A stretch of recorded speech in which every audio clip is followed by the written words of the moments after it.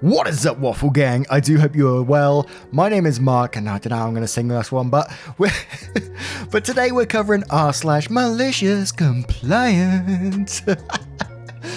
If you love a Reddit story, why not click that subscribe button, maybe that notification bell too, and let's just jump straight into it. Thank you so much, guys. Much love to you. Let's do this. And our first story comes from Federal Ant 9, titled Ex's Divorce Lawyer, Send 3 years of Complete Financials or Else. Me, as you wish.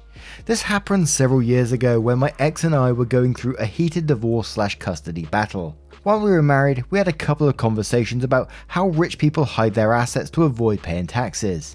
I've never had enough assets to do this, but she somehow got the idea that I was and told her attorney that I was laundering money and hiding income. It was more likely the heat of the moment, as divorce custody battles often come down to. I couldn't even afford my own attorney, so I represented myself. Her lawyer wasn't a total arse, but he was clearly out to get me, and he talked down to me like I didn't deserve to breathe the same air. One day, I get a letter in the mail from him requesting an updated income declarations form and 3 years of financials. It had a long-ass list of things to include. I own a communications tech company that was in super startup phase back then. Money was already tight. I was trying to get this business off the ground with no financing. I was finishing my MBA with scholarships and loans, so paying for copies and postage or driving this 30 miles to his office meant eating peanut butter and saltines for a week. Is that salted crackers? So I called him to explain my situation. He all but called me a liar and didn't believe I couldn't afford it. I was put off by that and said this was taking time away from business I needed to handle, to which he replied, and I'll never forget this, "Well, according to your income declarations, you're not that busy. What do you do all day?" He then said if he didn't get these documents, he would consider my previous filings as fraudulent, tell the judge, contact the DA, and also alert the state tax agency and IRS. Probably an empty threat, but I'm no lawyer. eFax is one of the services my company provides, and at the same time it was relatively unknown. So I asked him if he has a fax machine. He says he has a fax scanner copier device, then said what law office doesn't have a fax machine, and I suddenly got an idea. "Okay," I said to him, "I'll put together and fax whatever I can." "Okay, motherfucker." "You want 3 years of financials?" "You got it." I scanned to PDF every receipt I could find. McDonald's receipts from 5 years ago. Fuck it, won't hurt to include it. CVS receipt is 3 miles long. Perfect. They get the $1 off toothpaste coupons too. I downloaded every bank statement, credit card statement, purchase orders from vendors, and every invoice I sent to clients. I printed to PDF the entire 3-year accounting journal. Monthly, quarterly, annual balance sheets, cash flow statements, P&Ls. Not only did I PDF 3 years of tax filings, but every single letter I received from the IRS and state tax agency, including the inserts advising me of my rights. It took a while, but I was a few days ahead of the deadline.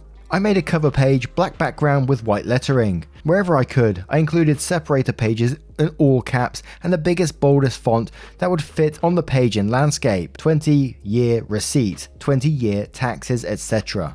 I merged everything into a single 150 plus page compressed PDF and sent the document using my eFax system. Every hour or so, I received a status email saying the fax failed. That's weird. Well, they're getting this document, so I changed the system configuration to unlimited retries after failures to keep redialing until it went through. Weird, I was still getting status email failures. I'll delete the failure emails and keep the success one after it eventually goes through, I thought.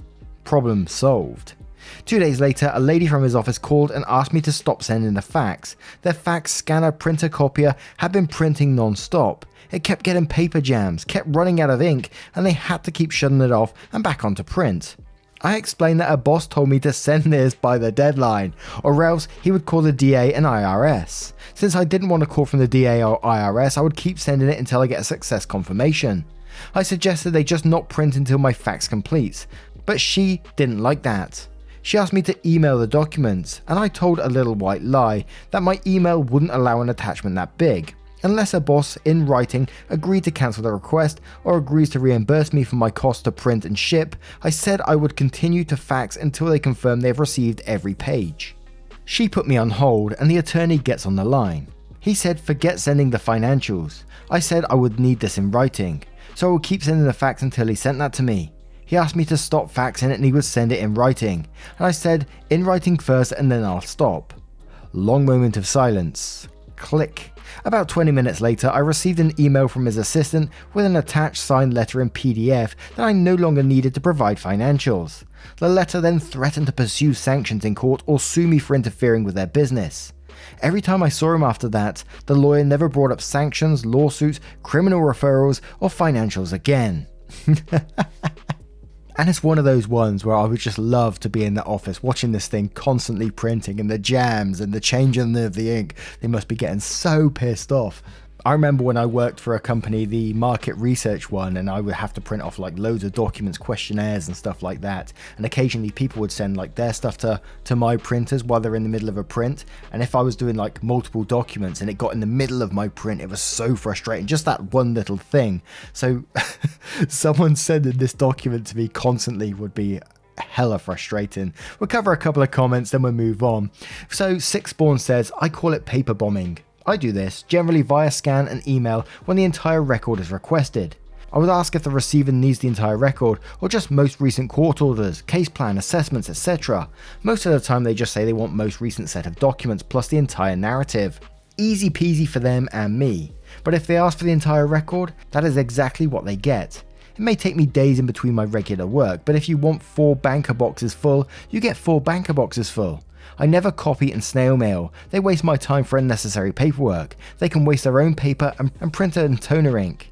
In all the years I've done this, or 10 out of the last 19, I've only had to do the full paper bombing 3 or 4 times. Coda Joe says, the facts, the whole facts, and nothing but the facts. To which I gotta read this one as well. Monkey Choker replies to that one saying, you want the facts? You can't handle the facts. And Shining Gold says, now they opted out of faxes, maybe a singing telegram. And one more, because I'm mainly congratulating OP. Cost a lot to Cheaps, who says, this made me laugh out loud. I especially love the black ink, white text, and extreme separator pages. Well done. Yeah, I didn't think of that at first, actually. That only just hit me about the whole having a full page of black ink. That must be extremely frustrating to watch print. But what do you guys make of this one? Let me know in the comments below and we'll move on to the next story. That was a good one. And our next story comes from Veterinarian Hole 250. We can't share a driveway anymore. Fine. Enjoy your tiny driveway. When my SO and I moved into our home some 20 years ago, our neighbours on one side were an elderly husband and wife who we got along with very well. Our 2 houses shared a driveway that ran from the street to the alley behind the houses, and we each had our own parking area in the back. The driveway was set up so that about 2 feet of it was on our property, with the rest on the neighbour's property. The driveway was right up against the neighbour's house and about 8 feet from ours. We all made it a point to not park in the driveway so that we didn't block each other's way, and had no problem for 15 years. Sadly, the sweet neighbours died about 5 years ago, and the house was bought by Mike. A man who regularly bought old houses to rent or resell, and who clearly didn't care about anything except profit. The first time that we ever met Mike was right after a car had hit our house. The driver had a stroke and lost control of his car while driving down our street. The front of his car was actually inside of our house. So here we are, freaking out because a car is literally sticking out of our house, surrounded by a crowd of onlookers, police and emergency workers, when Mike saunters over and introduces himself by saying that the whole driveway plus part of our garage are on his property. We tell him that he's wrong, but that this is not the time to discuss it and we'll get back to him later. We do some investigating and discover that the property line is exactly where we knew it to be, and the map Mike was using had the property line overlay off by about 2 feet. Nevertheless, Mike continues to harass us and tells us that we can't use the driveway any longer because he's going to rent the place out and it will be a liability to have us driving on his property. Fine. We'd often talk about putting it in our own driveway, so now was a good time as any. Mike was quite pleased when we told him that. At least he was, until we learned that the new driveway was going in right next to his driveway along our property line. He tried to talk us into putting the driveway on the other side of our house, obviously so that he would still have use of the full existing driveway which sat 2 feet on our property. The look on Mike's face when he saw the surveyor draw a property line was absolutely priceless. The line left just barely enough room for a car to fit on his side, and he couldn't widen his driveway because it ran right next to his house. So we used a chunk of our lawn on that side to install a nice wide driveway with Riverstone gravel so that would be obvious where our driveway ended and Mike's very narrow blacktop driveway began. Mike never spoke to us again. Edit to answer a few questions. Mike rented the house to a nice family with kids shortly after we put the driveway in. They bought the house from Mike last year and we get along great. I give them produce, milk and eggs whenever I have extras, and their kids are very polite. Their driveway is still wide enough to drive through, and they just park in the space at the back of the house, so that's not a problem for them. Now, I never understand these ones in Nightmare Neighbors or Malicious Compliance, when you got a good thing with neighbors, you've got some good neighbors next to you who are willing to work with you, why do people go and ruin this? I'd never understand the logic with some of these people. But Jeremy Do says, we have an old lady who lives next to us. My brother and I bought our house together. We always would snowblow her driveway, help her with the chores. I even went over and fixed her toilet, her laptop, etc. My brother, when blocked in our driveway, would occasionally drive over our lawn, then out her driveway, which abuts our own backyard lawn. One day we received this rambling chicken scratch letter signed by her and two of her geriatric friends as witnesses to not use her property. That's fine, it's her right. Just hope your 80-year-old witnesses are willing to come over and shovel your driveway, because now I won't even piss on your house to put it out if it were on fire. And one more, because I love a story within a story, but it says online says, neighbours across the street from where I used to live had a shared driveway situation. The houses were very close together and the driveway was in between them, and there was literally just enough room for a car to get in between the houses. The two houses shared this driveway with no problem for over 50 years. Then one day, one of the houses changes hands and those new people decide that it's their driveway. Many arguments later, one of them finally calls out a surveyor who declares that the property line is directly down the middle of the driveway. The people who have been living there for a long time tried to work out a deal with the new people. For example, they could alternate weeks or months that each one got to use the driveway. New people refused, then took it a step further and installed metal poles right down the middle of the driveway so that nobody could use it. This vindictive motherfucker not only screwed himself out of use of the driveway, but now nobody could use it. He had to park on the street, and the 3 cars from the other house had to park in the street in an already tight area, so the whole neighborhood was affected by a selfish decision. And as they say, some people just want to see the world burn. But anyway, what's your thoughts on this one? Have you ever had a neighborly drive dispute before? Let me know in the comments below and we'll move on to the next story. And our next story comes from Creepy Analyst. Bank won't let me withdraw all funds. Okay. English is my first language and I'm typing on a laptop, so I expect you to all judge this post harshly. I moved from Pennsylvania to Michigan a few years ago and only go home once a year or so. A few years back I transferred the vast majority of my bank account to Michigan, where they were giving me a hard time about closing the account, and so I withdrew all funds except for $1.31. I haven't touched the account since that time, so 2 years later I get a notice for inactivity, stating that I will be charged $5 if my account remains inactive for 2 years. I spoke with 3 different people on the phone, but they would not let me close out the account without incurring a fee, and since I'm never moving back to that town, I refuse to pay them or add any money to this account. QMC. So I have to interact with the account once every 2 years or else you pay $5. Fine. Give me 1 cent please.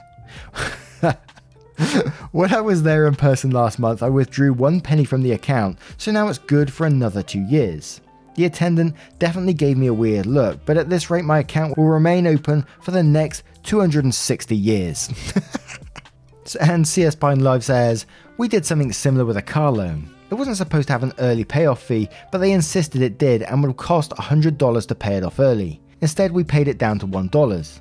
They kept sending monthly statements saying we are current and our next payment isn't due for 48 months or whenever. Finally, at the end of the year, they closed the loan out on their own without any fee. Red Ted Bedled says, then you turn around and deposit the money right back in. Doesn't it have a bill pay? Just pay yourself a penny every once in a while, but mail it so they have to pay the 50-cent stamp each time. Hoo-hoo! Now, a bit of a quick story there, but we're going to move on to the next one. And our next story is from Node of Ranvia. Refused database access and told to submit tickets. So I submit tickets. Okay, I've been meaning to type this up for a while. This happened at my last job back in 2018. To give some background, I was working as a data analyst at a company in the education tech sector. For one of my projects, I created a report that we could give to the sales team, and they could then use when asking clients to renew their contract. Clients were typically school systems or individual schools. The report was all graphs, even adults like pretty pictures, and it showed the client's data on how teachers and students were using the product. Then our sales guy could show, hey, X% of your students and teacher are using this X times a week, so you could sign a new contract with us. I developed this report for our biggest client and had the top people in sales put it in input when developing it.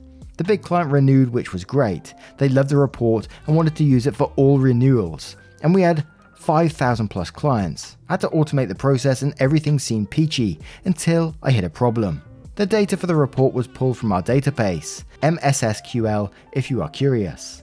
Now I was in the research department and I did not have access to the database. Instead, our IT team had access to the database. If I wanted data, I had to put it in a ticket, name all the data points I wanted, and I could only name one client per ticket. Also, IT did their work in sprints, which are basically 2-week periods of work. The tickets were always added to the next sprint, so I ended up having to wait 2 to 4 weeks for data. This was fine for the big client report, but now I was running this report for all renewals. The ticket system was not going to work. Now, if you have worked with sales, you know they don't typically plan out 2 to 4 weeks ahead. At least they didn't at this company. I reached out to the IT and requested direct access to the database so I could stop putting in tickets and just query the data myself. Well, that was immediately denied. All data requests will be filled by only IT. And as a research person, I needed to stay in my lane. You might see where this is going. I wasn't happy and sales wasn't happy with the delay, but there was nothing anyone could do. So I reached out to one of the sales managers to discuss a solution. Since data was going to take 2 to 4 weeks to arrive, could he please send me everyone that has a renewal coming up in the next 2 to 4 weeks? With 5,000 plus customers, that averages around 100 renewals a week. He smiled and understood what was going on and happily sent me a list of 400-ish clients. Quick note, the IT team spends the day before a sprint planning the next sprint, and all tickets submitted before the sprint had to be completed during the next sprint. The sprint planning time was always Friday afternoon because the least amount of tickets rolled in. During the planning session, they would plan all the work for the next 2 weeks, for the next sprint. Any tickets that came in before 5 PM Friday had to be finished over the next 2 weeks. Time for the malicious compliance. Armed with my list of 400 plus clients, I figured out that the next sprint started and cleared my schedule for the day before the new IT sprint started, aka their sprint planning Friday. At about 1 ticket per minute, it was going to take about 6 hours and 40 minutes to submit all the tickets, so that's what I spent my whole Friday doing. Let's not forget they had to get the data for all the tickets during the next sprint as long as I submitted them before 5 PM on Friday. That meant that I had to take care of all 400 tickets in the next 2 weeks, plus I submitted tickets throughout their sprint planning meeting so they couldn't even plan for it all. If you are not tech savvy, this might not make sense, but if you are, let me just add an extra twist to this. They used JIRA at the time, and the entire IT team had the JIRA app on their laptops. Most of them had push notifications set up, so they got pinged every time a ticket was submitted. I'd have paid good money to be a fly on the wall during that meeting, watching a new ticket pop up about every minute. Okay, tech aside done. I didn't hear a peep from them at all that Friday. To their credit, Monday I started getting data from my tickets. Now I automated the reporting process on my end, so each report only took me a few minutes to run. I was churning out reports as quickly as I received the data without an issue, and sales was loving it. I saw tickets coming in from every member of the IT team, and during the second week many tickets came in after working hours, so obviously they were struggling to keep up. Again, I will give them full credit, they fulfilled every single ticket, but there was a lot of long days for them. Everyone was salary, so no overtime pay either. This is of course on top of all the other tickets they needed to complete, so it was quite a stressful sprint.